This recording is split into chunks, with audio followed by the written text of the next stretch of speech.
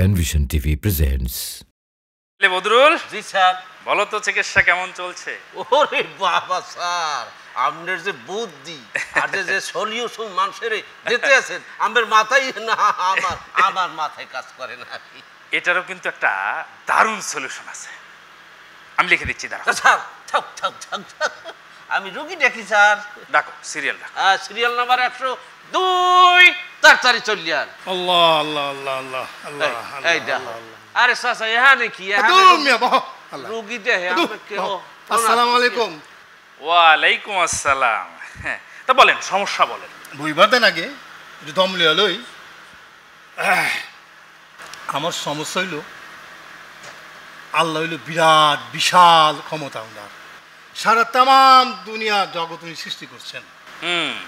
ওনার কাছে এই ছোট ছোট বিষয় চাই কেমতে? আমার যে কি শর্মিন্দা লাগে না, এটা বড় পেরেশানির মধ্যে আছি। এলে আপনি ছুটে আইছি, এখন কি করবো আমার কোয়ান দিন। দেখেন, ছোট হোক বড় হোক, আল্লাহর কাছে চাইতে আবার লজ্জা কিসের? অবশ্যই চাইবেন। আপনাকে একটা জিনিস দেখায়, দেখেন ওরা কি বলে। একজন ব্যক্তি তার রবের কাছে চাইবে সব কিছু, যদি তার পায়ের জুতার ফিতা ছিঁড়ে যায় বাজারে কিনতে যাওয়ার সময় আল্লাহর কাছে সেটাও চাইবে। এর মানে জীবনের সব কিছু একজন মুসলিম আল্লাহর কাছে চাইবে, তার উপর ভরসা করবে। আর মানুষ যখন আল্লাহর কাছে চায় তখন আল্লাহ খুব খুশি হয়ে যায়। আল্লাহ আল্লাহ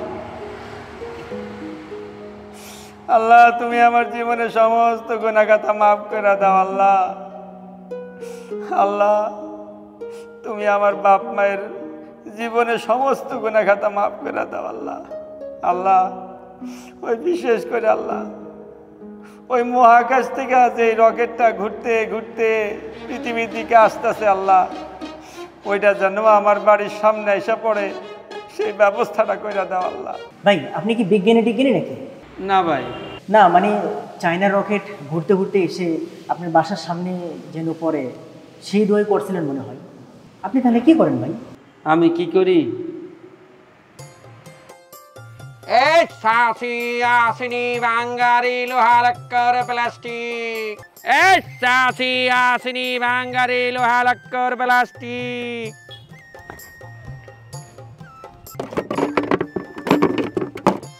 কত ভাই 50 টাকা দিই। না না, 60 টাকা দেন। আরে ভাই, আমরা গরিব মানুষ, এরকম করেন কে? 60 টাকা দেন। আরে চলবো, আমরা সমস্যা নাই, 50 টাকা দিই। হ্যাঁ আচ্ছা ঠিক আছে, দেন।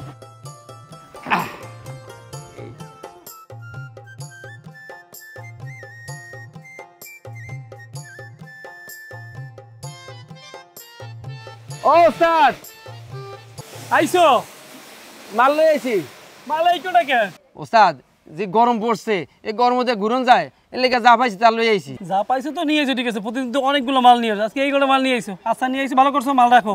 ওস্তাদ, আপনি বুঝালেন মাল। মালামালগুলো মাপ দিয়ে রাখো, আর ফ্রেশ ট্রেশ হইয়া আসো, নামাজ পড়িয়া খাওয়া তো করে আসো, আইসা টাকা নিয়ে যাও, ঠিক আছে? যাও ওস্তাদ। আরে যাও, মালামাল রেখে যাও। ওস্তাদ আসলে বিষয়টা বুঝলো না। কোন কি? হ্যাঁ, তাইলে এই যে রকেট যে আপনার বাসার সামনে এসে পড়বে, এই রকেট দিয়ে কি করবেন?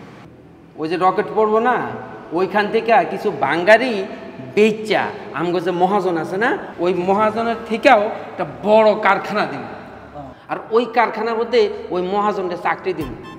হ্যাঁ, বুঝতে পারবো আমার যে টাকা পয়সা দেয় না ঠিক মতো কাম করায়া, ওনার আমি টাকা পয়সা দিব ঠিক মতো। তাহলে বুঝামো যে শ্রমিকের ঘাম শুকানোর আগে টাকা পয়সা দিতে হয়, এটা একটা সুন্নত।